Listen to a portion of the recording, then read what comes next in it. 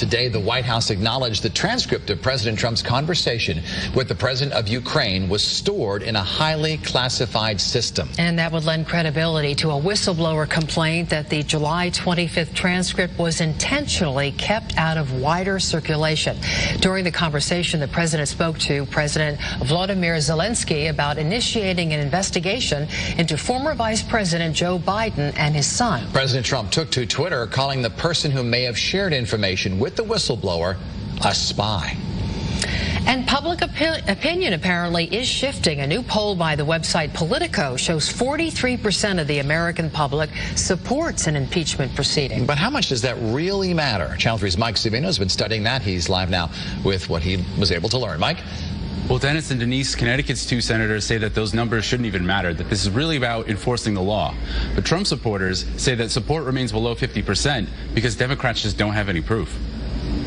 I think what may, in fact, be a game changer on this is really where the public stands on this. Political science professor Bilal Suku tells Eyewitness News' Dennis House on this Sunday's Face the State that public opinion could be a major factor in whether President Trump can survive an impeachment proceeding. Public opinion for impeachment is growing since news broke that Trump asked Ukrainian President Vladimir Zelensky to investigate Democrat Joe Biden for possible corruption, but it remains below 50%. A new poll by the website Politico puts support at 43%, up from the 34% after special counsel Robert Mueller's investigation into ties between Trump and Russia. A Quinnipiac poll found 37%, up from 20% after the Mueller report. But some polls remain flat. A Reuters poll found 39% a week ago. Support was at 40% after the Mueller report. Trump supporter Joe Visconti says that's because people don't believe the charges. The president is within his purview and his authority to make deals, to look into corruption out of Ukraine. State Republican J.R. Romano agrees, saying the charges are hollow. This is all political games to win an election. But today, Connecticut's two senators say Congress must move forward. We have a constitutional duty to make sure that the president doesn't pervert his office. Senators Chris Murphy and Richard Blumenthal say Trump abused power by asking a foreign leader to investigate a potential political rival in the 2020 election. Whether Trump offered anything in exchange shouldn't matter.